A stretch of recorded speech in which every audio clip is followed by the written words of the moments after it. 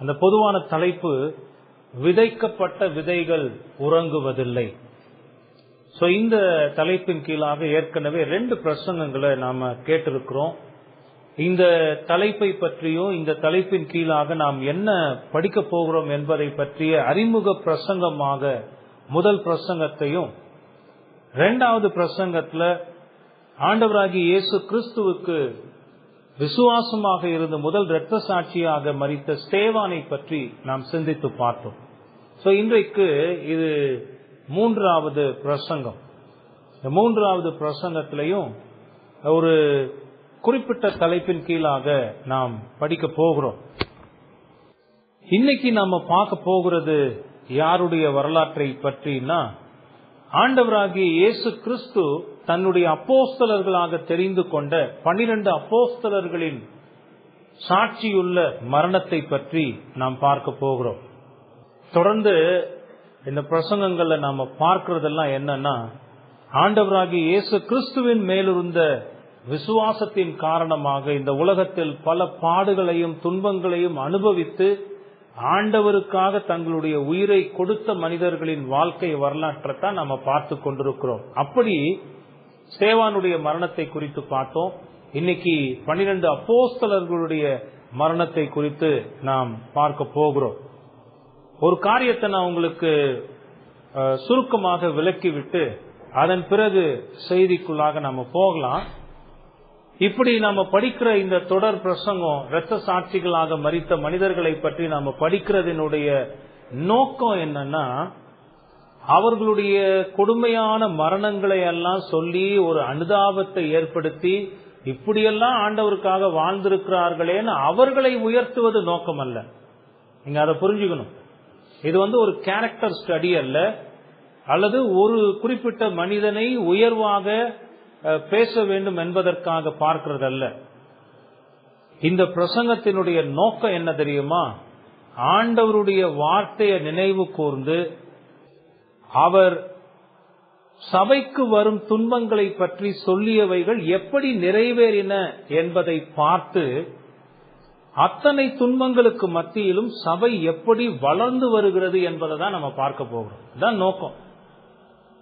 சபை என்று சொல்லுகிற போது அதுல தனிப்பட்ட விதத்துல விசுவாசிகள் அங்கத்தவர்களாக இருக்கிறார்கள். பல நேரங்கள்ல தனிப்பட்ட விதத்தில் இரத்த சாட்சிகளாக மரித்தவர்களும் இருக்கிறார்கள், ஒரு கூட்டமாக இரத்த சாட்சிகளாக மரித்தவர்களும் இருக்கிறார்கள். சபைக்கு வந்த துன்பங்களையும் அந்த துன்பங்களுக்கு மத்தியில் அந்த சபை எப்படி நிலைத்திருந்தது, எப்படி வளர்ந்தது என்பதை பற்றி தான் நம்ம பார்க்கிறோம்.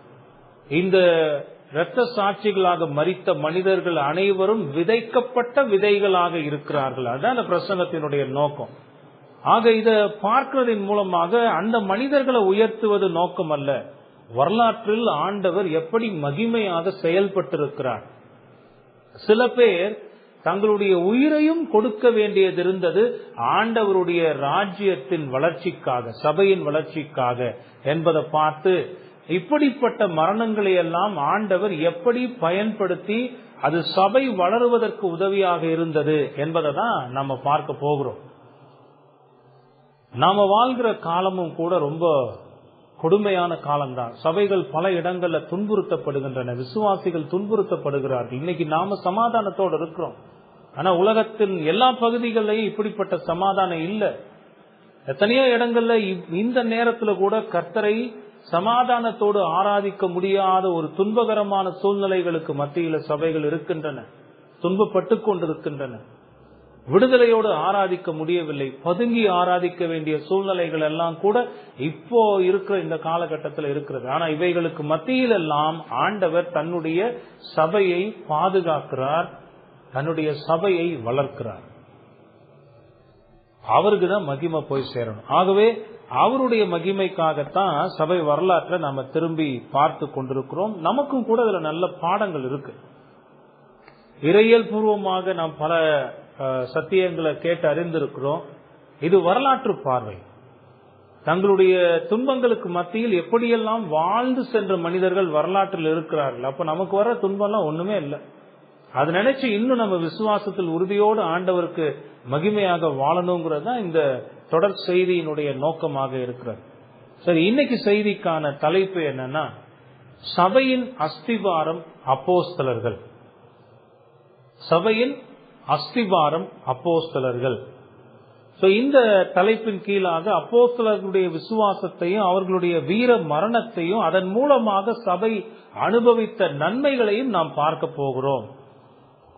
ஆரம்பத்திலே நான் உங்களுக்கு சொல்றேன், ஒவ்வொரு அப்போஸ்தலனுடைய மரணத்தை பற்றி விவரமாக பார்ப்பதற்கெல்லாம் இது நேரம் அல்ல. சுருக்கமாக எந்த விதத்தில் அவர்கள் மரணத்தை அனுபவித்திருக்கிறார்கள், என்ன கொடுமையான மரணத்தை அனுபவித்திருக்கிறார்கள் என்பதை நாம் பார்க்க போகிறோம். ஆனா அதுக்கு முன்னாடி நாம உறுதியாக நிற்க வேண்டிய வேத சத்தியங்கள் இருக்கின்றன. அதை பார்த்த பிறகு இதை நாம் பார்க்கலாம். ஆக இந்த தலைப்பை ஒரு 4 குறிப்புகளின் அடிப்படையில் நாம் சிந்திக்க போகிறோம். முதலாவது, இந்த அப்போஸ்தலர்கள் என்பவர்கள் யார்? இதை பத்தின ஒரு தெளிவான புரிதல் நமக்கு இல்லைன்னா கஷ்டம்தான். ஏன்னா இன்னைக்கும் நம்ம வாழ்ந்து கொண்டிருக்கிற உலகத்துல தங்களை அப்போஸ்தலர்களாக அழைத்துக் கொள்ளுகிற மனிதர்கள் இருக்கிறார்கள்.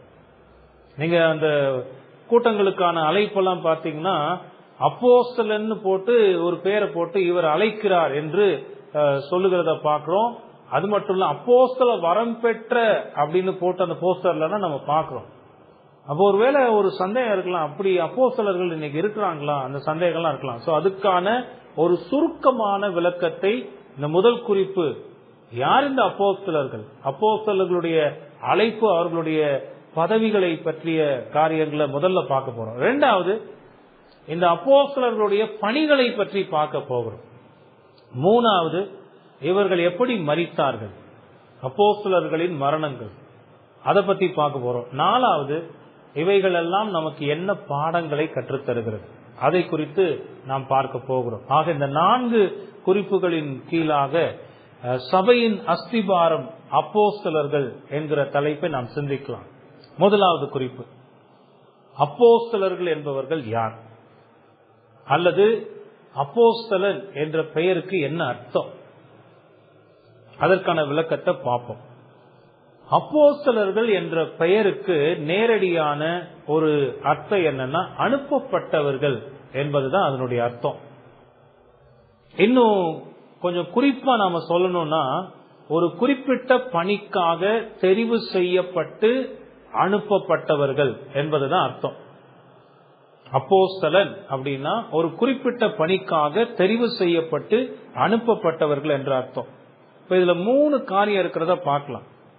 முதலாவது, இவர்கள் ஒரு குறிப்பிட்ட பணியை செய்கிற மனிதர்கள், அந்த பணிக்கென்றே நியமிக்கப்பட்டவர்கள். இரண்டாவது, அவர்கள் தெரிவு செய்யப்பட்டவர்கள். மூணாவது, அவர்கள் அனுப்பப்பட்டவர்கள். ஒரு குறிப்பிட்ட பணிக்கென்று தெரிவு செய்யப்பட்டு அனுப்பப்பட்டவர்கள். இதுல எல்லா 3 பணிகளையும் நம்ம சுருக்கமா விளக்க வேண்டும். 3 பணிகளையும் பார்த்தீங்கன்னா, அவர்களுடைய அழைப்புக்கு கீழ்ப்படிந்து வந்து அந்த பணிகளை செய்தவர்கள் தான் அப்போஸ்தலர்களே தவிர, இதுல ஒருத்தர் கூட தங்களை தாங்களே அப்போஸ்தலர்களாக நியமித்துக் கொள்ளவில்லை. இதை நீங்க முதல்ல தெளிவா புரிஞ்சுக்கணும். இதை ஒன்னா பார்க்கலாம். இவர்கள் ஒரு குறிப்பிட்ட பணியை செய்கிற மனிதர்கள். அது என்ன பணி? அந்த பணியை செய்வதற்காக தான் இவர்கள் அழைக்கப்பட்டவர்கள். ஆண்டவராகிய இயேசு கிறிஸ்துவின் சுவிசேஷத்தை உலகத்திற்கு பிரசங்கித்து அவருடைய சபையை அமைத்து சத்தியத்தில் சபையை வழிநடத்துகிற பணிக்கென்று தெரிவு செய்யப்பட்டவர்கள் தான் இந்த அப்போஸ்தலர்கள். வேகமா சொல்லிட்டேன்னா, ஆண்டவருடைய சுவிசேஷத்தை உலகத்திற்கு பிரசங்கித்து அந்த சுவிசேஷத்தின் மூலமாக ரட்சிக்கப்படுகிற ஆத்துமாக்களை கொண்டு ஒரு சபையை அமைத்து அந்த சபையில இயேசு கிறிஸ்துவினுடைய சத்தியம் தொடர்ந்து இருக்கும்படி பார்த்து கொண்டு சத்தியத்தில் சபையை வழிநடத்துகிற பணிக்கென்று தெரிவு செய்யப்பட்ட மனிதர்கள் தான் இந்த அப்போஸ்தலர்கள். மத்தேயு 10வது அதிகாரம் 5-8 வசனங்கள் நீங்க அதை குறித்து கொண்டு வீட்டுல போய் வாசிச்சு பார்க்கலாம். ஏன்னா இது நமக்கு பரிச்சயமான வேத பகுதி. மத்தேயு 10வது அதிகாரம் 5-8 வசனங்கள்ல ஆண்டவர் தன்னுடைய 12 சீடர்களை வரவழைத்து அவர்களை அப்போஸ்தலர்களாக தெரிவு செய்கிறார். அவர்களுக்கான வேலையையும் கொடுக்கிறார். அங்க 5-8 பார்த்தோம்னா, இந்த 12 இயேசு அனுப்புகையில் அவர்களுக்கு கட்டளையிட்டு சொன்னது என்னவென்றால், நீங்கள் புறஜாதியார் நாடுகளுக்கு போகாமலும் சமாரியர் பட்டணங்களில் பிரவேசியாமலும் காணாமற் போன ஆடுகளாகிய இஸ்ரவேல் வீட்டாரிடத்திற்கு போங்கள். இந்த அனுப்புகிறது யாருன்னா ஆண்டவர் தான் அனுப்புகிறார். அந்த 12 பேரையும் தெரிவு செய்ததும் அவர் தான். அந்த 12 பேரையும் என்ன பணிக்காக அனுப்புகிறார்னா, காணாமற் போன ஆடுகளாகிய இஸ்ரவேல் வீட்டாரிடத்துக்கு போங்கள். போய் என்ன செய்யணும்? போகையில் பரலோக ராஜ்யம் சமீபித்திருக்கிறது என்று பிரசங்கியுங்கள். அவர்களை பிரசங்கிப்பதற்காக ஆண்டவர் தெரிவு செய்திருக்கிறார். பிரின்சிபலை கவனிங்க. அப்போஸ்தலர்களுடைய பிரதானமான பணி என்னன்னா, தேவராஜ்யத்தின் சுவிசேஷத்தை பிரசங்கிப்பது. அதுக்கு பிறகுதான் அப்போஸ்தலர்களுக்கு என்று ஆண்டவர் சில வரங்களை கொடுத்திருந்தார். 8வது வசனத்துல பார்க்கிறோம். வியாதி உள்ளவர்களை சொஸ்தமாக்குங்கள், குஷ்டரோகிகளை சுத்தம் பண்ணுங்கள், மரித்தோரை எழுப்புங்கள், பிசாசுகளை துரத்துங்கள், இலவசமாய் பெற்றீர்கள், இலவசமாய் கொடுங்கள். ஆண்டவர் அந்த 12 பேரையும் தெரிவு செய்து அவர்களை இந்த பணிக்கென்றே பிரசங்கம் செய்யும்படி, பரலோக ராஜ்யம் சமீபத்திருக்கிறது என்று பிரசங்கிக்கும்படி அனுப்புகிறார். அவங்களை அனுப்பும் போது தெளிவாக அவர்களுக்கு கட்டளையிட்டு அனுப்புகிறார். இவர்களை எதற்காக தெரிவு செய்தேன் என்பதையும் இவர்கள் செய்ய வேண்டிய வேலை என்ன என்பதையும் அவர்களுக்கு சொல்லி அனுப்புகிறதை நாம் பார்க்கிறோம். இவர்களுடைய முதன்மையான பணி இயேசுவின் சுவிசேஷத்தை பிரசங்கிப்பது. இப்படி இவர்கள் பிரசங்கிக்கிற சுவிசேஷம் கடவுளிடத்திலிருந்து வந்திருக்கிறது என்பதை அடையாளப்படுத்தும் விதமாகவே அற்புதங்களை செய்யக்கூடிய வரத்தையும் ஆண்டவர் அவர்களுக்கு கொடுத்திருந்தார்.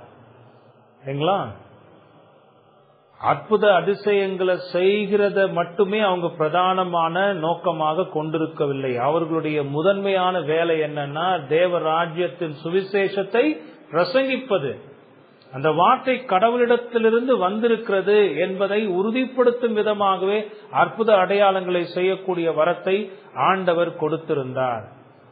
பாத்தீங்கன்னா, யோவான் ஸ்நானகன் இந்த உலகத்துக்கு வந்த போதும் அவர் செய்த பணி என்னன்னா, மனம் திரும்புங்கள், பரலோக ராஜ்யம் சமீபத்திருக்கிறது. மத்தேயு 3வது அதிகாரம் 2வது வசனத்துல பாத்தீங்கன்னா அவருடைய பிரசங்கம் அதுதான்.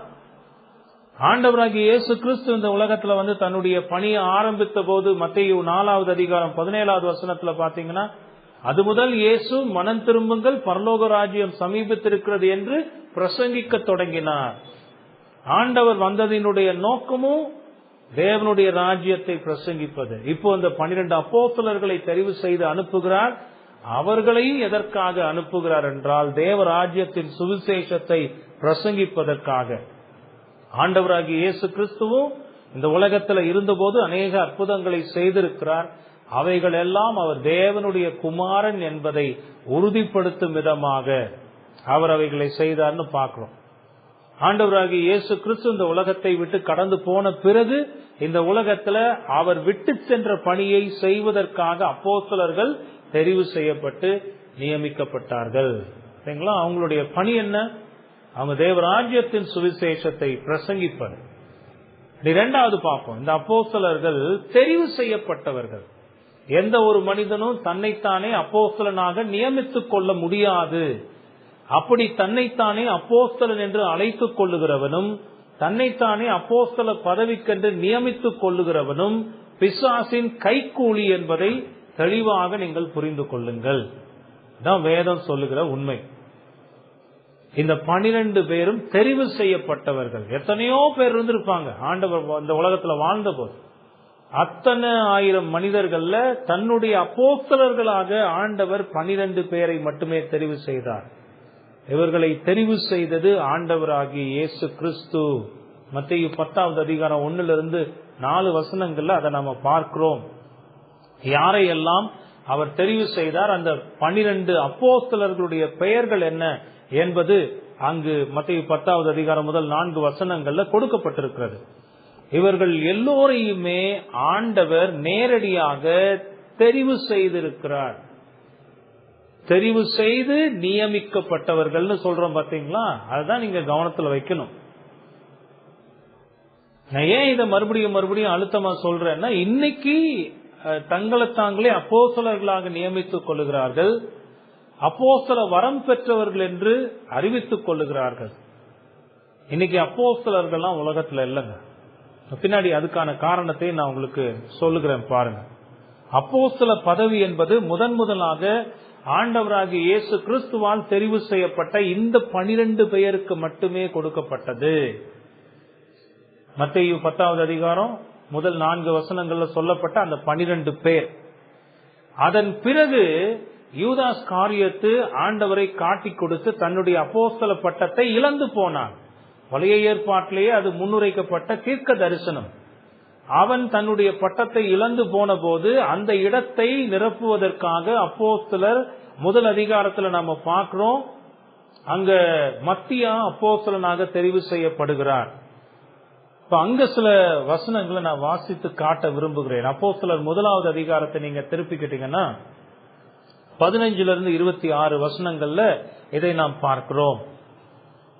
அந்நாட்களில் சீஷர்களில் ஏறக்குறைய 120 பேர் கூடியிருந்த போது அவர்கள் நடுவிலே பேதுரு எழுந்து நின்று அவர் சொல்லுகிறார், யூதாஸ் காரியத்து தனக்கு நியமிக்கப்பட்ட இடத்திற்கு சென்று விட்டான். சங்கீத புத்தகங்கள்ல அதை பற்றி சொல்லப்பட்டிருக்கிறது. அவனுடைய வாசஸ்தலம் பாலாக கடவது, ஒருவனும் அதில் வாசம் பண்ணாதிருப்பானாக என்றெல்லாம் தீர்க்க தரிசனமாக சொல்லப்பட்டிருக்கிறது. ஆனாலும் இப்போ அந்த இடத்தை நிறைவு செய்வதற்காக அந்த கண்காணிப்பை வேறொருவன் பெறக்கடவன் என்றும் சொல்லி இருக்கிறது வேதத்தில். அவன் யூதாஸ் காரியத்தை இழந்து போவான், ஆனா அந்த கண்காணிப்பை இன்னொருவன் பெற வேண்டும் என்று சொல்லப்பட்டிருக்கிறது.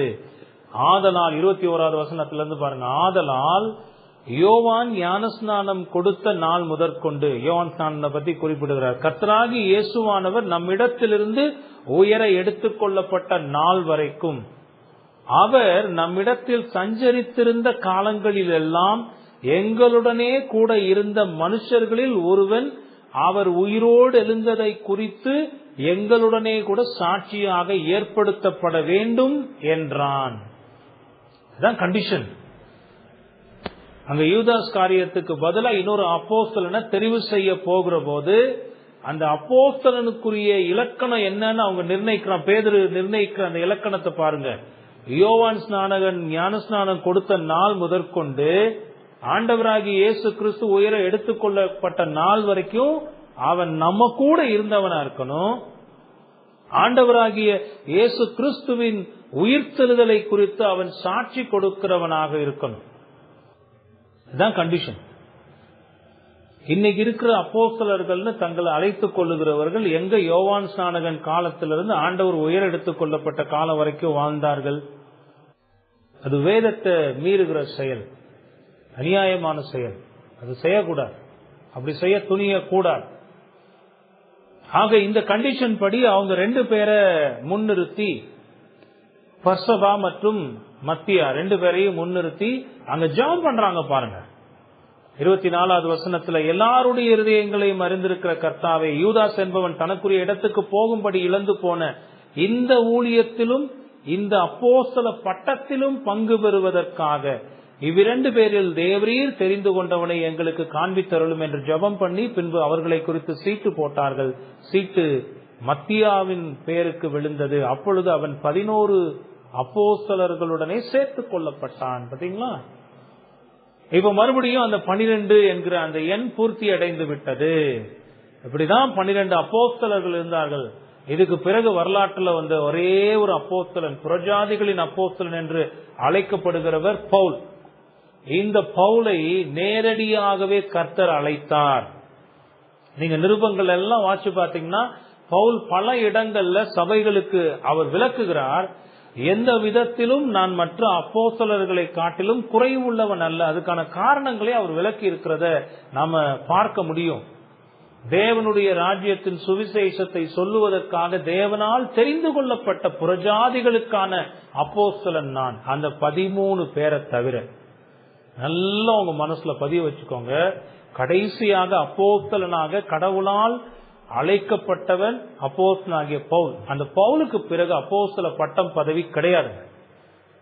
இன்றைக்கு சபையில் இருக்கக்கூடிய பதவி 2 தான், மூப்பன் அல்லது போதகன், உதவிக்காரன். இதுதான் வேதம் சொல்லுது. வேற எந்த ஒரு மனுஷனும் தன்னை அப்போஸ்தலன் என்று அழைத்துக் கொள்ள முடியாது. அப்போஸ்தல பட்டம் அவனுக்கு கிடையாது. ஆண்டவர் தெரிவு செய்த 12 பேர், யூதாஸ் வீழ்ந்து போனான். ஆதி சபையில் இருந்த அப்போஸ்தலர்கள் கடவுளுக்கு முன்பாக சீட்டு போட்ட போது மத்தியாவின் பேர் விழுந்தது. 12வது பேராக அவன் சேர்த்துக் கொள்ளப்பட்டான். அதன் பிறகு புறஜாதிகளுக்கான அப்போஸ்தலனாக பவுலை ஆண்டவர் தெரிவு செய்கிறார். இப்படித்தான் இந்த அப்போஸ்தலர்கள் தெரிவு செய்யப்பட்டிருக்கிறார்கள். ஆக நாம் இப்ப 2வது இவர்கள் தெரிவு செய்யப்பட்டவர்கள் என்பதை பார்த்து கொண்டிருக்கிறோம். 3வது இவர்கள் அனுப்பப்பட்டவர்கள். எதற்காக அனுப்பப்பட்டவர்கள்? இவர்களுடைய நோக்கம் என்ன? இவர்கள் ராஜ்யத்தின் சுவிசேஷத்தை பிரசங்கிப்பதற்காகவே அனுப்பப்பட்டவர்கள் என்று ஏற்கனவே நாம் பார்த்த வசனங்கள் சொல்லுகிறது. ஆண்டவர் அவர்களை எங்கு போக வேண்டும், என்ன செய்ய வேண்டும் என்று சொன்னபோது பரலோக ராஜ்யம் சமீபித்திருக்கிறது என்று பிரசங்கியுங்கள் என்று அனுப்பினதை நாம் பார்க்கிறோம். ஆக இந்த அப்போஸ்தலர்கள், சபையின் அஸ்திபாரம் என்று நாம் பார்க்கிற இந்த அப்போஸ்தலர்கள் ஒரு குறிப்பிட்ட பணியை செய்வதற்காக ஆண்டவராகிய இயேசு கிறிஸ்துவால் தெரிவு செய்யப்பட்டு அவரால் நியமிக்கப்பட்டு அனுப்பப்பட்டவர்கள் என்பதை நீங்கள் புரிந்து கொள்ளுங்கள். அப்போஸ்தலர்கள் யார் என்பதை பற்றிய ஒரு சுருக்கமான விளக்கம். 2வது பார்ப்போம், இந்த அப்போஸ்தலர்களுடைய பணிகள் என்ன? ஏற்கனவே நாம் சுருக்கமாக பார்த்து விட்டோம். இவர்கள் என்ன பணியை செய்ய வேண்டும் என்பதை பற்றி ஆண்டவர் மத்தேயு 10வது அதிகாரத்தில் சொல்லி இருக்கிறார். 6 to 10 வசனங்கள்ல பார்த்தோம்னா அதை ஆண்டவர் சொல்லி இருக்கிறார். ஏற்கனவே நம்ம வாசித்திருக்கிறோம். பரலோக ராஜ்யம் சமீபத்திருக்கிறது என்று பிரசங்கம் பண்ணுங்கள் என்பதுதான் அவர்களுக்கு கொடுக்கப்பட்டது. அதன் பிறகு கஷ்டத்திலும் துன்பத்திலும் வேதனையிலும் வியாதியிலும் இருக்கிற மக்களை விடுவிக்கக்கூடிய அற்புதங்களை செய்யக்கூடிய வரத்தையும் ஆண்டவர் கொடுத்திருந்தார். ஆண்டவருடைய இந்த வழிகாட்டுதல்களையும் அவருடைய வார்த்தைகளையும் பின்பற்றியே அப்போஸ்தலர்கள் ஆதி சபையை அமைத்ததையும் நாம அப்போஸ்தலர் நடபடிகள்ல நாம வாசிக்கிறோம். இவர்களுடைய முதன்மையான பணி என்னவென்றால் தேவனுடைய ராஜ்யத்தின் சுவிசேஷத்தை பிரசங்கிப்பதாகும். இதைத்தான் அவர்கள் செய்து இருக்கிறார்கள். உங்களுக்கு ஞாபகம் இருக்கும்னா, ஆதி சபை வளர்ந்து பெறுகிற போது அங்கு ஒரு பிரச்சனை வருது. கிரேக்கரானவர்கள் எபிரேயருக்கு விரோதமாக ஒரு குற்றச்சாட்டை வைக்கிறார்கள், நாங்கள் சரியாக கவனிக்கப்படுவதில்லை என்று. அப்போ அப்போஸ்தலர்கள் சொன்ன வார்த்தையை நீங்க கவனிச்சு பாருங்க. அப்போஸ்தலர் 6வது அதிகாரம் 2வது வசனத்துல பாத்தீங்கன்னா, அப்போஸ்தலர் 6:2 அப்பொழுது 12 சீஷர் கூட்டத்தை வரவழைத்து, நாங்கள் தேவ வசனத்தை போதியாமல் பந்தி விசாரணை செய்வது தகுதி அல்ல. தகுதி அல்லன்னா அதுக்காக அவங்க பந்தி விசாரணை செய்கிறது ரொம்ப கீழான நிலையில பார்த்தாங்கன்னு அர்த்தம் இல்ல. எங்களுக்குன்னு கொடுக்கப்பட்டிருக்கிற வேலை என்னன்றத நாங்க செய்யணும். நாங்க அந்த வேலையை செய்யறதை விட்டுவிட்டு இந்த வேலையை செய்கிறது சரியல்ல, அதுதான் அர்த்தம். நீங்க வாசிக்கும் போது தப்பா புரிஞ்சுக்க கூடாது. அப்போஸ்தலர்களுக்கு எல்லாம் எவ்வளவு பெரிய திமிர் இருந்திருக்கும் பாரு. தகுதி இல்லைன்னு பேசியிருக்காங்க. ஏன் பந்தி விசாரணை செஞ்சா அவங்க என்ன குறைஞ்சா போவாங்க? இந்த விதண்டாவாதமா யோசிக்க கூடாது. அங்க தகுதி அல்லன்னா என்ன அர்த்தத்தோட சொல்லுகிறதுன்னா, சரியல்ல, எங்களுக்குன்னு கொடுக்கப்பட்ட வேலையை நாங்க செய்யணும். இந்த வேலையை நாங்க செய்கிறதுனால எங்களுடைய வேலையை எங்களால் சரிவர செய்ய முடியாது. இதுதான் அப்போஸ்தலர்கள் சொன்னது. புரியுதா உங்களுக்கு?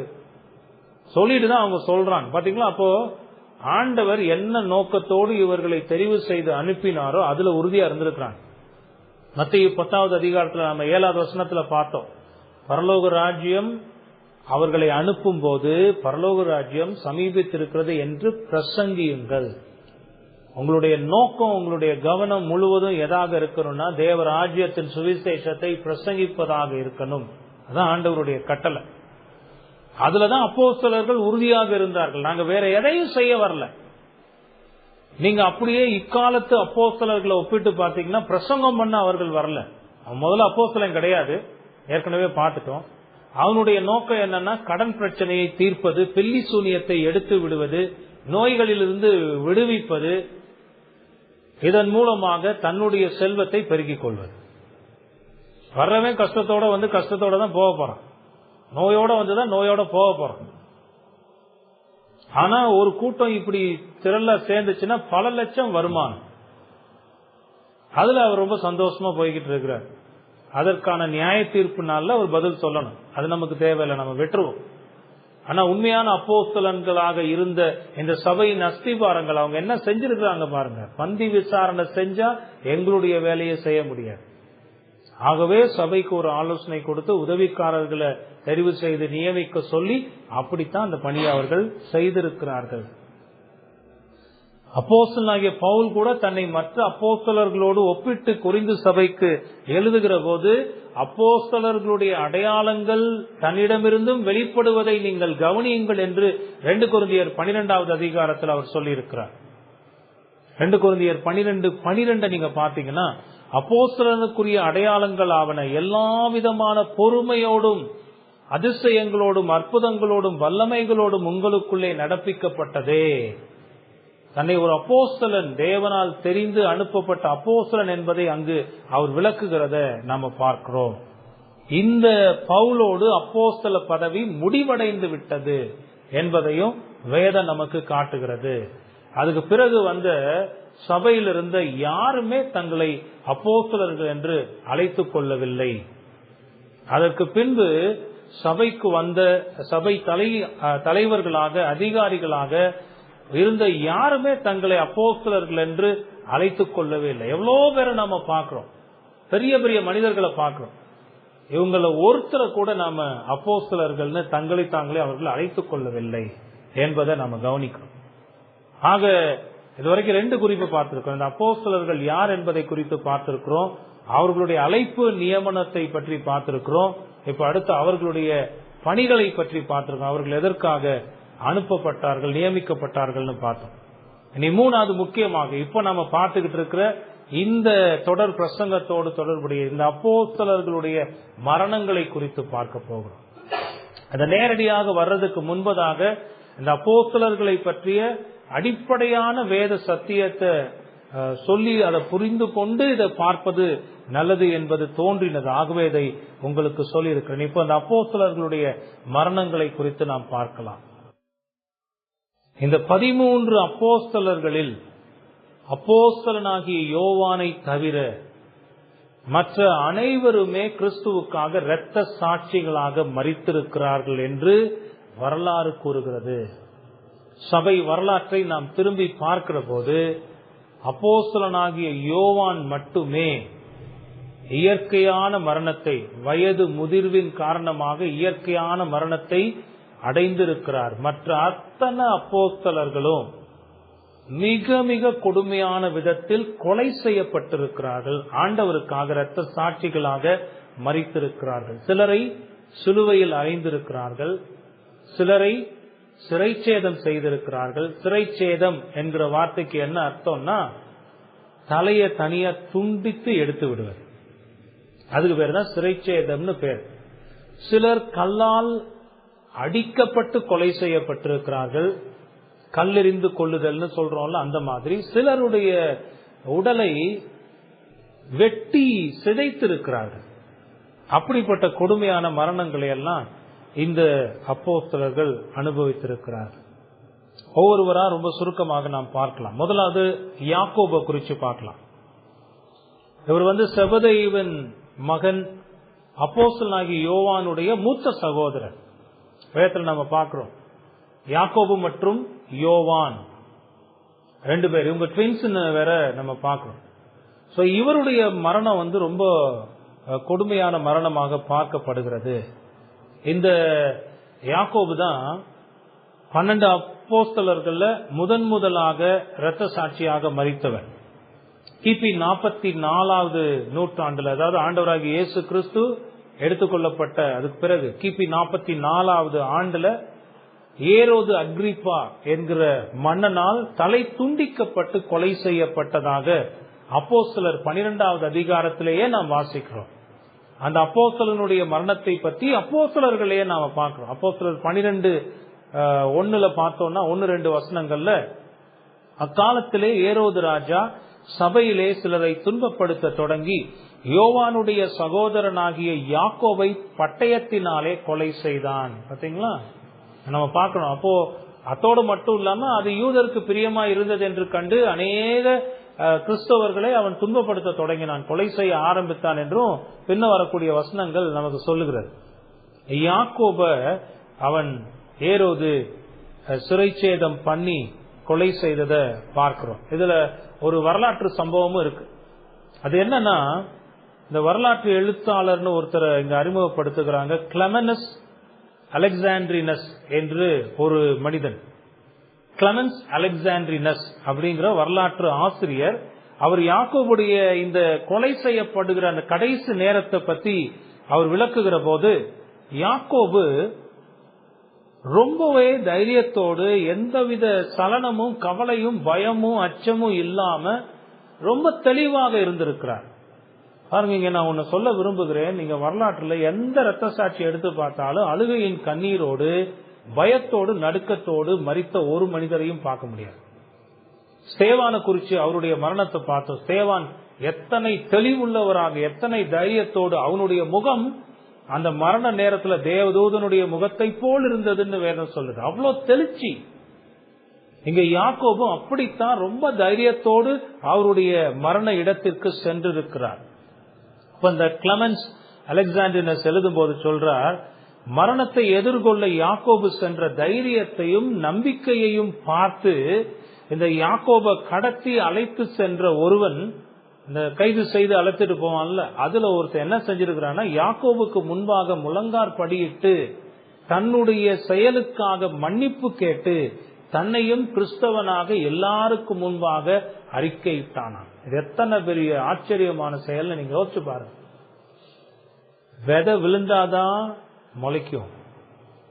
ஆனா இந்த விதை விழுகிறதுக்கு முன்னாடியே ஒரு செடி முளைச்சதை நீங்க அங்க பாருங்க. உண்மையிலேயே இதுல இன்னும் நிறைய சொல்லணும்னு எனக்கு ஆசை. ஆனா நான் கொஞ்சம் என்னை கட்டுப்படுத்துகிறேன், ஏன்னா நேரம் இல்ல. அப்ப யோசிச்சு பாருங்க, அந்த ஏற்கனவே ஒரு தைரியத்தோட நம்பிக்கையோட ஆண்டவருக்காக மரிக்க போகிறேன் என்று வீர நடை போட்டு போன அந்த யாக்கோபு தன்னுடைய மரணத்துக்கு முன்பாக ஒரு ஆத்துமா ரட்சிக்கப்பட்டு மனம் திரும்பி, ஏன்னா அப்ப பகிரங்கமாக அறிக்கை செய்யறதெல்லாம் அவ்வளவு சாதாரண இல்ல. எதுக்காக யாக்கோபு அங்க ஏத்தி கொலை செய்ய போறாங்க? யார் சொத்தையும் அபகரிச்சதுக்காகவா? இல்ல, இயேசுவை அறிக்கை செய்ததுக்காக, அவருக்கு விசுவாசமா வாழ்ந்ததுக்காக, சுவிசேஷத்தின் நிமித்தமாக.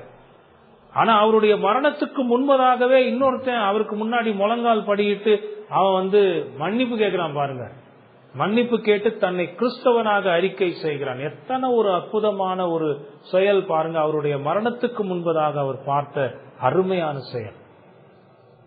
அது மட்டும் இல்ல, வேதம் சொல்லுது, யாக்கோபு கொலை செய்யப்பட்ட அந்த நேரத்திலேயே கிபி 44 முதலாக உதவிக்காரர்களாக நியமிக்கப்பட்டார்கள். பாத்தீங்களா, ஒரு 7 பேர் நியமிக்கப்பட்டாங்களா, அதுல 2 பேர் கொலை செய்யப்பட்டார்களாம். இப்படி ஏன் கொலை செய்யறாங்க? அது கொலை செய்யறது ரகசியமா இல்ல, எல்லாருக்கும் முன்பாக பகிரங்கமாக அதை செய்கிறார்கள். காரணம் என்னன்னா, அதை பார்த்து மற்றவர்களுக்கு பயம் வரணும், நாங்க அப்படி போயிடக்கூடாது, நான் கிறிஸ்தவனா மாறக்கூடாது என்பதை எச்சரிப்பதற்காக தீமோன் மற்றும் பர்மனா அப்படின்னு 2 உதவிக்காரர்களை யாக்கோபு கொலை செய்த அந்த காலத்திலேயே கொலை செய்ததாகவும் வரலாற்றுல நம்ம பார்க்கிறோம். இப்படிதான் யாக்கோபு கொலை செய்யப்பட்டார். 2வது பிலிப்பை குறித்து நம்ம பார்க்கலாம். இந்த பிலிப்பு யாக்கோபு கொலை செய்யப்பட்ட 10 ஆண்டுகளுக்கு பிறகு கிபி 54 அவர் ரொம்ப கொடுமையாக கொலை செய்யப்பட்டிருக்கிறார். ஆண்டவராகிய இயேசு கிறிஸ்துவை மறுதலித்து நீ சொல்லுகிற சுவிசேஷத்தை விட்டுவிடு, இல்லை என்றால் உன்னை கொடுமையாக நாங்கள் கொலை செய்வோம். இதுதான் அவருக்கு முன்பாக வைக்கப்பட்ட வாதம்.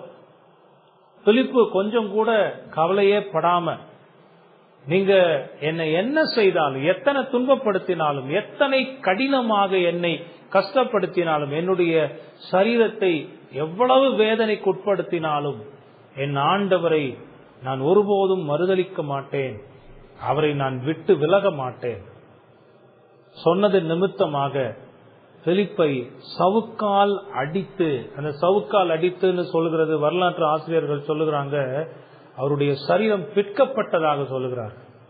வேதனையினுடைய உச்ச நிலைக்கு கொண்டு செல்லப்பட்டு அதுக்கு பிறகு சிறைச்சாலையில தள்ளப்பட்டு அந்த சிறைச்சாலையினுடைய வேதனையையும் அனுபவித்து அதற்கு பிறகு அவர் சிலுவையில் அறையப்பட்டு கொல்லப்பட்டார் என்று வரலாற்றுல நாம பார்க்கிறோம். எவ்வளவு கொடுமையான மரணம்னு பாருங்க. அப்படி சவுக்குல அடிச்சு அந்த காயத்துக்கு மருந்தெல்லாம் இருக்காது, ஓப்பன் ஊண்டா விட்டுருவாங்க. ஓப்பன் ஊண்டா விட்டா நீங்க யோசிச்சு பாருங்க, கீழே விழுந்து சிரைச்சிருச்சு பிள்ளைங்களுக்கு, அவ்வளவு ட்ரெஸ்ஸிங் பண்ணுவோம், அவ்வளவு பார்த்து பார்த்து வைப்போம். அப்படி இருந்து ஏதோ ஒரு இடத்துல இன்ஃபெக்ஷன் வந்து பஸ் வச்சிருச்சுன்னு வைங்களேன், சலை வச்சிருச்சுன்னா என்ன ஒரு வேதனைன்னு யோசிச்சு பாருங்க. அவங்களுடைய உடம்பெல்லாம் கூட சவுக்கால அடிச்சு அப்படியே சதெல்லாம் பிஞ்சு போயிருக்கும். ஒரு வாடை காத்து இருக்கு பாத்தீங்களா, ஈர காத்து அது மேல பட்டா ரணமா வேதனையா இருக்கும். அது சிறைச்சாலையில எத்தனை துன்பங்கள் இருக்கும்னு பாருங்க. அங்கெல்லாம் நீட்டாவா இருக்கும். ஏற்கனவே ஒரு பிரசங்கத்துல நான் சொல்லியிருக்கிறேன், அந்த காலத்துல சிறைச்சாலைகள் எப்படிப்பட்டதாக இருந்தது. டஞ்சன், இருள் இருக்கும், பூச்சிகள் இருக்கும், விஷக்கிருமிகள் இருக்கும். ஏற்கனவே அந்த சிறைச்சாலையில இறந்து போனவர்கள் எடுக்கப்படாமல் துர்நாற்றம் வீசிக்கொண்டிருக்கும். பயங்கரமான இருள், குளிர், ஈரப்பதம், வெளிச்சம் கிடையாது. அத்தனை துன்பத்துக்கு மத்தியில இருந்து அதற்கு பிறகு சிலுவையில் அறைந்து இந்த பிலிப்புவை கொண்டிருக்கிறார். இவ்வளவு வேதனையோடு அவர் மரிக்கிறதுக்கு என்ன காரணம்? ஆண்டவர் மீது கொண்டிருந்த விசுவாசம் தான். மூணாவது மத்தேயுவை குறித்து பார்க்கலாம். அப்போஸ்தலனாகிய மத்தேயுவினுடைய கடைசி கால வாழ்க்கையை பற்றி, அவர் எப்படி மரித்தார் என்பதை பற்றி கொஞ்சம் தான் தெரிந்திருப்பதாக வரலாற்று ஆசிரியர்கள் சொல்லுகிறாங்க. சில வரலாற்று எழுத்தாளர்கள் என்ன சொல்லுகிறாங்கன்னா, அவர் எத்தியோப்பியா தேசத்துக்கு சென்று அங்கு சுவிசேஷத்தை பரப்பினதின் காரணமாக தலை துண்டிக்கப்பட்டு கொலை செய்யப்பட்டார் என்று சொல்லுகிறார். அவரும் சுவிசேஷத்தின் நிமித்தமாக கொலை செய்யப்பட்டிருக்கிறார். கிபி 60 இது நடந்திருக்கலாம் என்று நம்பப்படுகிறது. இந்த தலை துண்டிக்கப்பட்டு மரிக்கிறதும் அவ்வளோ சாதாரண இல்லைங்க, அவ்வளோ கஷ்டம். அங்கேயும் ஆண்டவருக்கு விசுவாசமாக மத்தேயு தன்னுடைய உயிரை கொடுத்திருக்கிறார். நாலாவது மத்தியா. இந்த மத்தியா தான் 12 அப்போஸ்தலனாக யூதாசுக்கு பதிலாக தெரிவு செய்யப்பட்டவர். அவரை என்ன செய்திருக்கிறாங்க பாருங்க. எருசலேம்ல கல்லெறிந்து பிறகு அவருடைய தலையை துண்டித்து கொலை செய்திருக்கிறார். எல்லாருடைய கண்களும் பார்த்து கொண்டிருக்க, நீ எப்படி இதுக்கு உன்னை ஒப்பு கொடுக்கலாம்? இயேசுவினுடைய சுவிசேஷத்தை சொல்லாதன்னு சொல்லுகிறோம், நீ சொல்லுகிறாயே என்று அவர் மீது கல்லெறிந்து பிறகு அவர் தலை துண்டிக்கப்பட்டு கொலை செய்யப்பட்டிருக்கிறார். பாத்தீங்களா, அதுவும் கொடுமையான மரணம். ஐந்தாவது அந்திரேயா, பேதுருவின் சகோதரன் ஆகிய இவர் ஆசிய நாடுகளில் சுவிசேஷத்தை பிரசங்கித்த போது எக்ஸ் வடிவ சிலுவையில் அறைந்து கொலை செய்யப்பட்டார் என்று வரலாறு கூறுகிறது. இவரும் சிலுவையில் அறையப்பட்டுதான் கொல்லப்பட்டிருக்கிறார் அந்திரேயா. அதுக்கடுத்து மார்க். இவரை பற்றியும் பெரிய அளவுல சரியாக தெரியாவிட்டாலும் பாரம்பரிய வரலாறு என்ன சொல்லுகிறது என்றால், இவர் அலெக்சாந்திரியா மக்களால் கட்டி இழுத்து செல்லப்பட்டு துண்டு துண்டாக வெட்டி எறியப்பட்டதாக சொல்லப்படுகிறது. அந்த காலத்துல ஒரு கொடுமையான தண்டனை வச்சிருந்தாங்க. அது என்னன்னா, 2 குதிரையில 2 கால்களையும் கட்டி நகர வீதிகள்ல இழுத்துட்டு போவாங்க. அது ரொம்ப கொடுமையான. ஒருவேளை இவர் அப்படி இழுத்து செல்லப்பட்டு அதற்கு பிறகாக துண்டு துண்டாக வெட்டி கொலை செய்யப்பட்டதாக சொல்லப்படுகிறது. மார்க்கு இந்த கொடுமையான மரணத்தை அனுபவித்திருக்கிறார். அதற்கடுத்து பேதுருவை பார்க்கிறோம். அப்போஸ்தலனாகிய பேதுருவின் மரணத்தை பற்றி ஆரம்ப கால எழுத்தாளரான ஹெகேசிப்பஸ் என்று ஒருவர் சொல்லுகிறார். ஹெகேசிப்பஸ், ஏன்னா பேதுரு எப்படி மரிப்பார்னு ஆண்டவர் ஏற்கனவே பேதுரு கிட்ட அவர் உயிரோடு இருக்கும் போதே சொல்லி இருந்தார். அவர் ஹெகேசிப்பஸ் என்ன சொல்றாரு பாருங்க. பேதுரு முதிர் வயதாக இருக்கும் போது நீரோ மன்னன் அவரை கொலை செய்ய திட்டமிடுகிறான். இதை குறித்து கேள்விப்பட்டு பேதுருவினுடைய சீஷர்கள் பேதுருவிடம், நீங்க இந்த ரோம் நகரத்தை விட்டு தப்பிச்சு ஓடிடுங்கன்னு கெஞ்சுறாங்க. அப்படி பேதுரு ரோம் நகரத்தை விட்டு போகிற போது, நகரத்தின் வாசல் வரை சென்ற போது, அங்க ஆண்டவராகிய இயேசு கிறிஸ்து அவருக்கு எதிராக நடந்து வருகிறதை அவர் பார்த்தாராம். இது எந்த அளவுக்கு உண்மைன்னு தெரியல, ஆனா வரலாற்றுல ஹெகேசிப்பஸ் இதை எழுதி வைத்திருக்கிறார். சரி, தன்னுடைய மரணத்திலிருந்து தப்பிப்பதற்காக அவர் ரோம் நகரத்தை விட்டு போகிற போது ஆண்டவர் ரோம் நகரத்திற்குள்ளாக வருகிறதை இவர் பார்த்தாராம். அப்ப பேதுரு ஆண்டவரை பார்த்து, ஆண்டவரே எங்கே போகிறீர் என்று கேட்டாராம். அதற்கு ஆண்டவர், நான் மறுபடியும் சிலுவையில் அறையப்பட்டு மரிக்க போகிறேன் என்று சொன்னதாக பார்க்கிறோம். ஆண்டவருடைய இந்த வார்த்தையின் மூலமாக பேதுரு ஒரு உண்மையை உணர்ந்து கொண்டார்.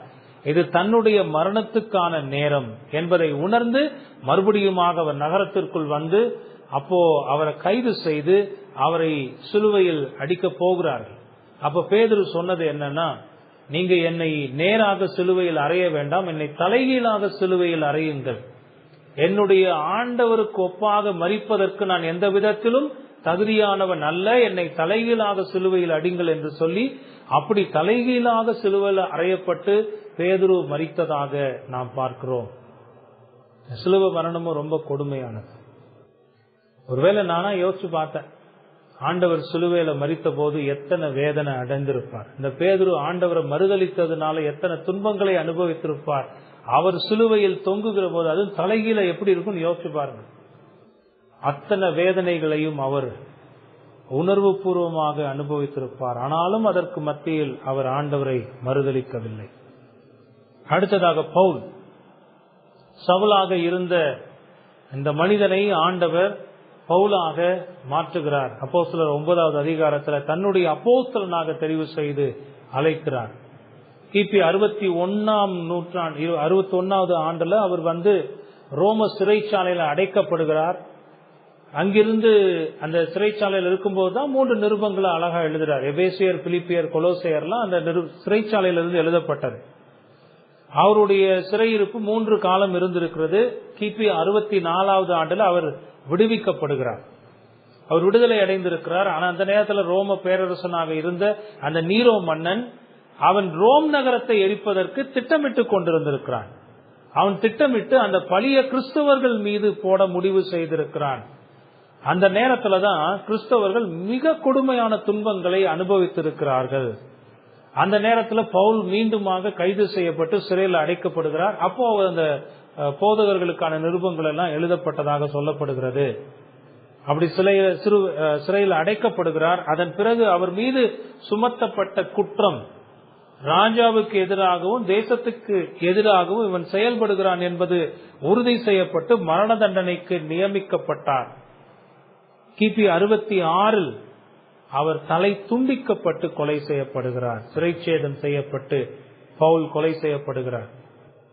அதாவது எருசலேம் நகரம் கிபி 70 அழிக்கப்பட்டது. அதுக்கு முன்னாடி 4 வருடங்களுக்கு முன்பதாக கிபி 66 பவுல் கொலை செய்யப்படுகிறார் என்று பார்க்கிறோம். அடுத்தது யூதா, இவரும் கிபி 72 சிலுவையில் அறைந்து கொலை செய்யப்பட்டதாக பார்க்கிறோம். சிலரை பத்தின ரொம்ப டீடைல்டு விளக்கங்கள் இல்ல. இவரும் சிலுவையில் அறையப்பட்டு கொலை செய்யப்பட்டார். அடுத்து பர்த்தலமேயு, வரலாறு சொல்லுகிறது இவர் பல நாடுகள்ல ஆண்டவருக்காக வைராகியத்தோடு சுவிசேஷத்தை பிரசங்கித்தார் என்றும், அப்படி அந்த சுவிசேஷத்தினால பாதிக்கப்பட்ட அவருடைய எதிரிகள் அவரை கொடுமையாக தாக்கி பிறகு சிலுவையில் அறைந்து கொன்றதாக சொல்லுகிறது. பர்த்தலமேயு சிலுவையில் அறையப்படுவதற்கு முன்பதாக கொடுமையாக தாக்கப்பட்டிருக்கிறார். அடுத்தது தோமா சுவிசேஷத்தை பெர்சியா, பார்த்தியா, இந்தியாவிலேயே வந்து பிரசங்கித்ததாக நம்பப்படுகிறது. உறுதியான ஆதாரங்கள் இல்லை. அப்படி அவர் சுவிசேஷத்தை பகிர்ந்து கொள்ள போது ஈட்டியால் குத்தப்பட்டு அதன் பிறகு எரித்து கொலை செய்யப்பட்டதாக வரலாறு நம்புகிறது. இப்படி பார்த்த அத்தனை அப்போஸ்தலர்களுடைய மரணங்களுமே கொடுமையான மரணங்கள். கடைசியாக யோவானை குறித்து பார்ப்போம். ஆரம்பத்தில் நம்ம பார்த்த மாதிரி அப்போஸ்தலனாகிய இந்த யோவான் இயற்கை மரணத்தை அனுபவித்தார். அவர் எபேசுல கைது செய்யப்பட்டு, இவரை பற்றி ஒரு சுவாரஸ்யமான ஒரு தகவல் சொல்லப்படுகிறது, வரலாற்றில் பார்க்க முடிகிறது. இவரை எபேசுல கைது செய்து ரோமுக்கு அழைத்து செல்லுகிறார்கள். அங்க ரோம்ல வைத்து இவரை அழிப்பதற்காக எரிகிற எண்ணெய் கொப்பரையில் இவரை இறக்குகிறார்கள். ஆனா அந்த எரிகிற எண்ணெய் கொப்பரையினால இவருக்கு எந்த சேதமுமே நடக்கல. அதனால அவரை அதிலிருந்து தூக்கி எடுத்து பத்மதீவுக்கு நாடு கடத்துகிறார்கள். பத்மதீவுல நாடு கடத்தப்பட்டு அங்க தனிமையாக அவர் வாழ்ந்து அதன் பிறகு அவர் விடுதலை செய்யப்பட்டு எபேசுவிற்கு வருகிறார். எபேசுவுக்கு வந்து அங்கதான் கிபி 98 இயற்கையாக வயது முதிர்வின் காரணமாக மரித்ததாக சொல்லப்படுகிறது. இவர் ஒருத்தர் தான் இயற்கையான மரணம். கொடுமையான மரணத்திலிருந்து தப்பித்தவர் இவர் மட்டும்தான். மற்றபடி இப்ப நான் உங்களுக்கு சொன்ன அத்தனை மனிதர்களும் தங்களுடைய விசுவாசத்தின் காரணமாக ஆண்டவராகிய இயேசு கிறிஸ்துவுக்காக உறுதியாக நின்றதன் காரணமாக கல்லால் எரியப்பட்டு, வாளால் அறுக்கப்பட்டு, தலை துண்டிக்கப்பட்டு, சிலுவையில் அறையப்பட்டு இப்படி கொடுமையான மரணங்களை அனுபவித்திருக்கிறார்கள். இந்த அப்போஸ்தலர்களுடைய இரத்த பலிதான் சபையினுடைய அஸ்திபாரம், ஃபவுண்டேஷன் ஆஃப் த சர்ச். இந்த அஸ்திபாரத்துல தான் நீங்களும் நானும் நிக்கிறோங்கிறத ஒருபோதும் மறந்துடாங்க. அப்ப சபையை குறித்து எவ்வளவு ஒரு பெரிய கவனம் நம்முடைய இருதயத்தில் இருக்கணும். சபையை குறித்து ஏனோதானோங்கிற எண்ணப்பாடு நமக்கு வரலாமா? இத்தனை அப்போஸ்தலர்கள், ஆண்டவரால் தெரிவு செய்யப்பட்ட இவர்கள் விரட்டி விரட்டி வேட்டையாடி கொல்லப்பட்டு இருக்கிறார்கள். இவங்க ஒருபோதும் ஓடல, தங்களுடைய விசுவாசத்தை மறுதலிக்கல. இவங்க உறுதியோடு இருந்து தங்களுடைய விசுவாசத்துக்காக நின்று கொலை செய்யப்பட்டிருக்கிறத நாம பார்க்கிறோம். அப்போஸ்தலர்கள் சபையின் அஸ்திபாரங்களாக இருக்கிறார்கள். 3 குறிப்புகளையும் நம்ம பார்த்திருக்கிறோம். யார் இந்த அப்போஸ்தலர்கள், அவர்களுடைய பணிகள் என்ன, அவர்கள் எவ்விதமாக மரணத்தை அடைந்திருக்கிறார்கள் நான் பார்த்தேன். கடைசியாக இதன் மூலமாக நமக்கான பாடங்கள் என்ன? அப்போஸ்தலர்கள் இப்படி மரித்தாங்க, அதெல்லாம் சரி. இதுல இருந்து நாம என்ன கத்துக்கிறோம்? நமக்கான பாடங்கள் என்ன? சில முக்கியமான பாடங்கள் இருக்கிறது. அவைகளை நான் ஒவ்வொன்றாக உங்களுக்கு சொல்லுகிறேன், கவனிங்க. முதலாவது, இப்ப நம்ம பார்த்த அப்போஸ்தலர்களுடைய மரணங்களா இருக்கட்டும், சபைக்கு வந்த துன்பங்களா இருக்கட்டும், இவைகள் எல்லாம் ஆண்டவராகிய இயேசு கிறிஸ்துவினுடைய முன்னெச்சரிப்பின் படியே நடந்தது. ஆண்டவர் இந்த உலகத்துல வாழ்ந்த போது தன்னுடைய அப்போஸ்தலர்கள்ட்ட பல தடவை சொல்லி இருக்கிறார். உதாரணமாக மத்தேயு 10வது அதிகாரத்தை எடுத்துக்கோங்க. அவர்களை தெரிவு செய்ததையும் அவர்களை அனுப்புனதையும் அவர்கள் எப்படி வேலை செய்யணுங்கிறதெல்லாம் சொல்லிட்டு 17 20 வசனங்கள்ல அப்படி தனக்கென்று அவர்கள் வேலை செய்கிற போது அவர்களுக்கு என்ன நடக்குங்கிறத ஆண்டவர் அங்க சொல்லுகிறார் பாருங்க. மத்தேயு 10வது அதிகாரம் 17 20 வரை உள்ள வசனங்கள். மனுஷரை குறித்து எச்சரிக்கையாயிருங்கள். அவர்கள் உங்களை ஆலோசனை சங்கங்களுக்கு ஒப்புக் கொடுத்து தங்கள் ஜெப ஆலயங்களில் உங்களை வாரினால் அடிப்பார்கள். அவர்களுக்கும் புறஜாதியாருக்கும் சாட்சியாக என் நிமித்தம் அதிபதிகளுக்கு முன்பாகவும் ராஜாக்களுக்கு முன்பாகவும் கொண்டு போகப்படுவீர்கள்.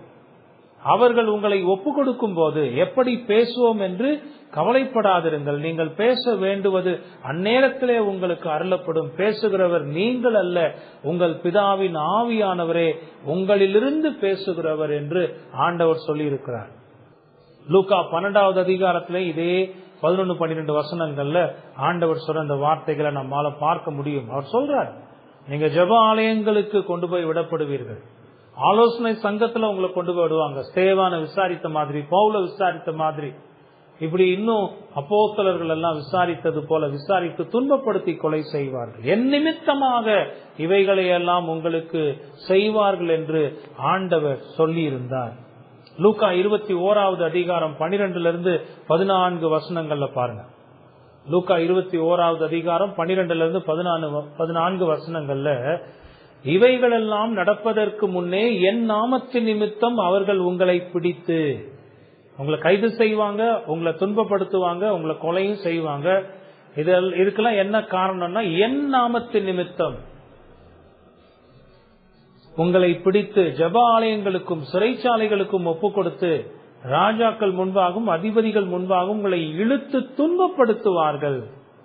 ஆனாலும் அது உங்களுக்கு சாட்சியாவதற்கு ஏதுவாயிருக்கும். இப்படி நீங்க துன்பப்படும் போது ஒன்றை நினைத்துக் கொள்ளுங்கள், அதன் மூலமாக உங்களுடைய சுவிசேஷம் பரவும். அதான் ஆண்டவர் அங்க சொல்லுகிறார். அப்போ அந்த அப்போஸ்தலர்கள் உயிரோடு இருக்கும் போதே ஆண்டவர் அவர்களுக்கு என்ன நடக்கும் என்பதை எல்லாம் சொல்லி ட்ரெயின் பண்ணி இருக்கிறார். அவங்க மனதளவுலையும் அதுக்கு தயாரா தான் இருந்திருக்கிறாங்க, விசுவாசத்தோட. அதை முதலாக கண் முன்னால பார்த்தது இயேசு கிறிஸ்துவினுடைய சிலுவை மரணம். தங்களுக்கும் இப்படியெல்லாம் நடக்கும் என்பதை அறிந்து உணர்ந்து துணிந்துதான் ஆண்டவர் மீது உள்ள விசுவாசத்துல அவருக்காக செயலாற்றி இருக்கிறார்கள். அப்போ ஆண்டவர் சொன்ன வார்த்தைகள் நிறைவேறும்படியே இவைகள் எல்லாம் நடந்தது என்பதை முதலாவது பார்க்கிறோம். இரண்டாவது, இவர்கள் இத்தனை கொடுமையான மரணத்தை அடைந்த போதிலும் அதை சபை வளருவதற்கே கடவுளால் பயன்படுத்தப்பட்டதுங்கிறத புரிஞ்சுக்கும். அவர்களுடைய மரணங்கள் சபையினுடைய வளர்ச்சிக்கு உதவியது. சபையானது இன்று அப்போஸ்தலர்களின் விசுவாசத்தில் உறுதியோடு வேரூன்றப்பட்டு அவர்களுடைய இரத்தத்தால் நீர் பாய்ச்சப்பட்டு வளர்ந்து வருகிறது. அதனாலதான் நாம சொல்லுகிறோம், அப்போஸ்தல விசுவாசத்தில் நாங்கள் நிலைத்திருக்கிறோம் என்று. எபேசியர் 2வது அதிகாரம் 20வது வசனத்துல அப்போஸ்தலனாகிய பவுல் சொல்லுகிறார், அப்போஸ்தல தீர்க்கதரிசிகள் என்பவர்களுடைய அஸ்திபாரத்தின் மேல் கட்டப்பட்டவர்களுமாயிருக்கிறீர்கள். சபையானது யார் மீது கட்டப்படுகிறது? அப்போஸ்தலர்கள் மீது. அவர்களுடைய விசுவாசத்தை அடிப்படையாக கொண்டு அது கட்டப்பட்டு வருகிறது. ஆக இவர்கள் மரித்தது சபைக்கு நன்மையாக தேவனால் பயன்படுத்தப்பட்டிருக்கிறது. அவர்கள் கிறிஸ்துவின் விசுவாசத்திற்காக, கிறிஸ்துவுக்காக சாட்சியாக மரித்தார்கள். ஆண்டவர் அவர்களுடைய மரணத்தை கொண்டு சபையை கட்டி வளர்த்து கொண்டு வருகிறார் என்று இரண்டாவது நாம பார்க்கிறோம். மூணாவது ஒரு பாடம் என்ன தெரியுமா? ஆதி சபை எப்படி அப்போஸ்தலர்களின் உபதேசத்தில் நிலைத்திருந்ததோ அதுபோல நாமும் அவர்களின் உபதேசத்தில் நிலைத்திருக்க வேண்டும். வேதம் பிரதானமாக நம்முடைய சபைகளை ஆள வேண்டும். அப்போஸ்தலர் 2வது அதிகாரம் 41-42 வசனங்கள். அப்போஸ்தலர் 2:41-42 பேதுருவினுடைய வார்த்தையை சந்தோஷமாய் ஏற்றுக்கொண்டவர்கள் ஞானஸ்நானம் பெற்றார்கள். அன்றைய தினம் ஏறக்குறைய 3000 பேர் சேர்த்துக் கொள்ளப்பட்டார்கள். அப்படி சபை வளர்ந்த போது அந்த சபை எதில் உறுதியாக நிலைத்திருந்ததா? 42வது வசனத்துல அவர்கள் அப்போஸ்தலருடைய உபதேசத்திலும் அந்யோன்யத்திலும் அப்பம் பிற்குதலிலும் ஜெபம் பண்ணுதலிலும் உறுதியாய் தரித்திருந்தார்கள். 46வது வசனம் பாருங்க. அவர்கள் ஒருமனப்பட்டவர்களாய் தேவாலயத்திலே அனுதினமும் தரித்திருந்து வீடுகள் தோறும் அப்பம் பிட்டு மகிழ்ச்சியோடும் கபடமில்லாத இருதயத்தோடும் போஜனம் பண்ணி. இந்த ஒவ்வொரு வார்த்தையும் ரொம்ப கவனம். தேவனை துதித்து ஜனங்கள் எல்லாரிடத்திலும் தயவு பெற்றிருந்தார்கள். அந்த சபை எப்படி இருந்தது பாருங்க. அவங்களுக்குள்ள கபடம் இல்லை. சின்ன பிள்ளைங்களை பத்தி சொல்லும்போது சொல்லுவோம்ல, கள்ளம் கபடம் இல்லாத பிள்ளைங்க, சூதுவாது தெரியாத ஒரு இருதயம். சபையாக அவர்கள் கூடி வருகிற போது உள்ளொன்று வைத்து புறமொன்று செய்து நடக்கவில்லை. இருதயத்துல வஞ்சகத்தையும் வஞ்சனையையும் மறைத்து வைத்து வெளிப்புறமான வேஷத்தை போட்டு அவர்கள் நடக்கவில்லை. அவர்கள் அப்போஸ்தலருடைய உபதேசத்தில் உறுதியாக நிலைத்திருக்கிறார்கள். அப்போஸ்தலர்கள் என்ன போதித்தார்களோ அதை உறுதியாக பற்றி கொண்டு அதன்படிதான் வாழ்வோம் என்பதில் ஒப்புக் கொடுத்திருக்கிறார்கள். அந்யோன்யத்தில் ஒருவரை ஒருவர் மதித்து, ஒருவருடைய தேவைகளை ஒருவர் கவனித்து, ஒருவருடைய பலவீனத்தை ஒருவர் பொறுத்து கொண்டு, இதெல்லாம் தான் அந்யோன்யம். அப்பம் பிற்குதல், கர்த்தருடைய பந்தியில அவர்கள் தங்கி இருந்திருக்கிறார்கள். அது மட்டும் இல்ல, ஜெபம் பண்ணுதல்லையும் அவங்க இடைவிடாமல் நிலைத்திருந்திருக்கிறார்கள். இதனாலதான் ஆண்டவர் ரட்சிக்கப்படுகிறவர்களை அனுதினமும் சபையில் கொண்டு வந்து சேர்த்து கொண்டிருக்கிறார். இதே முறையா இன்னைக்கு ஆண்டவர் பயன்படுத்தி தான் சபைகளை அவர் இந்த உலகத்தில் கட்டி வருகிறார். இன்னைக்கு அப்போஸ்தலர்கள் சபை அமைப்புக்கு என்ன மாடலை வச்சாங்களோ அதை தான் இன்னைக்கு நாமும் பின்பற்றுகிறோம். அப்போஸ்தலருடைய உபதேசம், அந்யோன்யம், அப்பம் பிற்குதல், ஜெபம் பண்ணுதல், இந்த 4 காரியத்துல எந்த சபை உண்மையுள்ளதாக கடவுளுடைய சமூகத்தில் இருக்கிறதோ அந்த சபையை கர்த்தர் ஆசீர்வதிக்கிறார். அந்த சபையை அவர் வளர்க்கிறார். இது 3வது பாடமாக நம்ம படிக்கிறோம். 4வது முக்கியமான பாடம் என்ன தெரியுமா? சபையானது வரும் காலங்கள்ல இன்னும் அதிகமான துன்பங்களை எதிர்கொள்ளும். வரலாற்றை நாம திரும்பி பார்க்கிற போது சபையானது பல கொடுமையான துன்பங்களுக்கு மத்தியில கடந்து வந்திருக்கிறது. அப்படி சபை வரலாற்றுல ஒரு காலகட்டத்தில் நாம் சபையாக வாழ்ந்து கொண்டிருக்கிறோம். இனி வரக்கூடிய காலங்கள்ல ஆண்டவருடைய சபைக்கு எதிராக என்னென்ன துன்பங்கள் வருங்கிறது நமக்கு தெரியாது. ஆனா ஒண்ணுல எப்பவுமே சபையாக நாம் உறுதியோடு இருக்கணும். என்ன?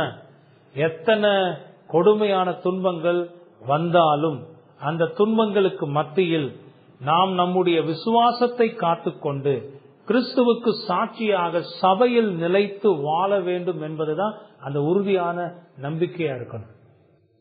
எத்தனை துன்பங்களும் எதிர்ப்புகளும் வந்த போதிலும் சுவிசேஷத்தை சொல்லுகிறதின் மூலமாக, சுவிசேஷத்துக்காக வாழ்கிறதின் மூலமாக குடும்பத்திலிருந்து எதிர்ப்புகள் வரலாம், வேலைத்தளத்திலிருந்து எதிர்ப்பு வரலாம், சமுதாயத்திலிருந்து எதிர்ப்பு வரலாம்.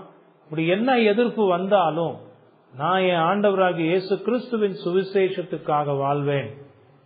என் வாழ்க்கை சுவிசேஷத்துக்கு சாட்சியாக இருக்கும். அதன் மூலமாக நான் சுவிசேஷத்தை பிரசங்கித்து ஆண்டவருடைய ராஜ்யத்தை கட்டுவேங்கிறதுலதான் நாம நோக்கமா இருக்கணும். பாருங்க, இதெல்லாம் படிக்கிறது ஏதோ அறிவுக்காக படிக்கிறதுல பிரயோஜனம் இல்லை. இதெல்லாம் படிச்சு உங்களுடைய அறிவை பயன்படுத்தி நிதானித்து பகுத்து பார்த்து இப்படியெல்லாம் விசுவாசத்தோடு வாழ்ந்து தங்களுடைய உயிரை துச்சமென மதித்து விட்டு இருக்கிறாங்களே, எனக்கு எந்த எதிர்ப்பும் இல்லாமலே நான் ஏன் இவ்வளோ தடுமாறுகிறேன்? நான் தடுமாறக்கூடாது, தடமாறக்கூடாது. எக்காலத்திலும் என்ன துன்பங்கள் வந்தாலும், என் தனிப்பட்ட வாழ்க்கையில எத்தனை சோதனைகள் வந்தாலும், என்னுடைய பலவீனங்கள் என்னுடைய சபை வாழ்க்கைக்கு ஒருபோதும் தடையாக வந்துவிடாதபடிக்கு நான் உறுதியோடு என்னை காத்துக்கொள்வேன். சபையோடு தான் என் வாழ்க்கை. ஆண்டவர் வேற எங்கேயும் இருக்க சொல்லி சொல்லலையே நம்மள. ரட்சிக்கப்படுகிறவர்களை கர்த்தர் அனுதினமும் சபையில் சேர்த்து கொண்டு வந்தார். அப்ப சபைதான் நமக்கான இடம், சபைதான் நமக்கான பாதுகாப்பு.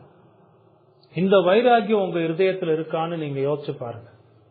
இந்த சபைக்காக நீங்க வாழ்றீங்களா? இந்த சபைக்காக நீங்க ஜெபம் பண்றீங்களா? இந்த சபையினுடைய வளர்ச்சிக்காக செயல்படுகிறீங்களா? நீங்க சிந்திச்சு பாருங்க. அப்போஸ்தலர்கள் எல்லாம் அதுதான் நோக்கமா வைத்து வாழ்ந்திருக்கிறார். 4 காரியத்தை நினைவுல வச்சுக்கோங்க. உபதேசம் தெரிந்திருந்தா மட்டும் போதாது, அந்யோன்யம் ரொம்ப முக்கியம். கபடமில்லாத இருதயத்தோடுன்னு பார்த்தோமா இல்லையா? அது எவ்வளவு முக்கியம் பாருங்க சபை வளர்ச்சிக்கு. இதெல்லாம் நமக்கான பாடங்கள். இதெல்லாம் உங்க இருதயத்துல நீங்களே கேட்டு எப்படி எந்த அளவு நீங்க சபைக்கு முக்கியத்துவம் கொடுக்கிறீர்கள். சபை ஜீவனுள்ள தேவன் வாசம் பண்ணுகிற இடம். சபைக்கு ஒப்பு கொடுத்திருக்கிறீர்களா? அந்த சபையின் வளர்ச்சிக்காக செயல்படுகிறீர்களான்னு நீங்க சிந்தித்து பாருங்க. நீ கடைசியாக இன்னொரு பயன்பாடையும் பார்க்கிறோம். இப்படிப்பட்ட ஆண்டவருடைய மகத்துவமான சபையில் இந்த வார்த்தைகளை கேட்டுக் கொண்டிருக்கிற நீங்க இன்னும் அங்கமாக சேராமல் இருந்தால் நீங்க சிந்திக்க வேண்டிய நேரம் இது. ஏன் நான் இன்னும் இந்த சபையில் அங்கமாக சேராமல் இருக்கிறேங்கிற கேள்வியை உங்க இருதயத்துல நீங்க கேட்கணும். நீங்க பல வருடமா வரலாம், ஆண்டவருடைய வார்த்தையை கேட்கலாம். ஆனா இப்ப நீங்க கேளுங்க, ஏன் நான் இன்னும் இந்த சபையில் அங்கமாக இருக்கிறேன்? வேதம் என்ன சொல்றது தெரியுமா? இயேசு கிறிஸ்துவின் மீது உண்மையான விசுவாசம் கொண்டிருக்கிற யாவரும் சபையில் அங்கமாக சேரலாம். தேவையானது ஒண்ணுதான், விசுவாசம் மட்டும்தான். மனம் திரும்புதலும் விசுவாசமும் அவசியம் சபையில் அங்கமாக சேருவதற்கு. இது இல்லாதவர்களை சபையில் அங்கமாக சேர்க்க முடியாது. அப்போ உங்க விசுவாசத்தை பற்றியும் உங்க மனம் திரும்புதலை பற்றியும் நீங்க சிந்திக்க வேண்டிய காலம் இது. ஒருவேளை இன்னும் நீங்க ஆண்டவராகிய இயேசு கிறிஸ்துவை விசுவாசிக்காம இருந்தா இப்பவே மனம் திரும்பி விசுவாசிங்க. எத்தனையோ தருணம் உங்களுக்கு கொடுக்கப்படுகிறது. இது இன்னொரு முறை ஆண்டவர் இந்த தருணத்தை கொடுக்கிறார். இந்த தருணத்துல நீங்க மனம் திரும்பி ஆண்டவராகிய இயேசு கிறிஸ்துவை விசுவாசித்து அவர் இலவசமாக கொடுக்கிற ரட்சிப்பை அடைந்து கொள்ளுங்க. அந்த ரட்சிப்பின் நிச்சயத்தோடு விசுவாசத்தோடு சபைக்கு முன்பாக உங்களுடைய விசுவாசத்தை சாட்சியாக அறிக்கையிட்டு இந்த சபையில் அங்கமாக சேருங்கள். இதற்கான முயற்சியை நீங்க தான் செய்யணும். காலத்தையும் நேரத்தையும் வீணடிக்காதீங்க. வேதம் சொல்லுகிற மாதிரி இன்றே ரட்சணிய நாள். ஆண்டவர் கொடுத்திருக்கிற இந்த சந்தர்ப்பத்தை பயன்படுத்தி ஆண்டவரிடம் வாருங்கள், மனம் திரும்புங்கள், ரட்சிப்பை அனுபவிங்க. சபை வாழ்க்கை அருமையானது. கிறிஸ்துவோடு சேர்ந்து வாழுகிற வாழ்க்கை. அந்த வாழ்க்கைக்காக உங்கள் இருதயத்தை ஆராய்ந்து மனம் திரும்பி ஆண்டவரிடம் வாருங்கள். அவர் உங்களுக்கு வேண்டிய கிருபைகளை தருவார். பாருங்க, இந்த பிரசங்கத்துல அப்போஸ்தலர்கள் யார், அவர்களுடைய பணிகள் என்ன, அவர்கள் எப்படி மரித்திருக்கிறார்கள் என்பதை பற்றி எல்லாம் நாம் பார்த்திருக்கிறோம். இந்த அப்போஸ்தலர்கள் தான் சபையினுடைய அஸ்திபாரம். அப்போஸ்தலர்களை பற்றி நாம் விசுவாசிக்க வேண்டிய, அவர்களுடைய பணியை பற்றி நாம் விசுவாசிக்க வேண்டிய காரியங்கள் எல்லாம் கூட இந்த பிரசங்கத்துல கேட்டிருக்கிறோம். அதுக்கு நாம் சபையாக அர்ப்பணித்து அதில் நிலைத்து வாழ்ந்து தேவனுடைய ராஜ்யத்தை இந்த உலகத்தில் கட்டுவதற்கு ஆண்டவர் நமக்கு உதவி செய்வாராக. நம்ம ஜெபம் பண்ணலாம்.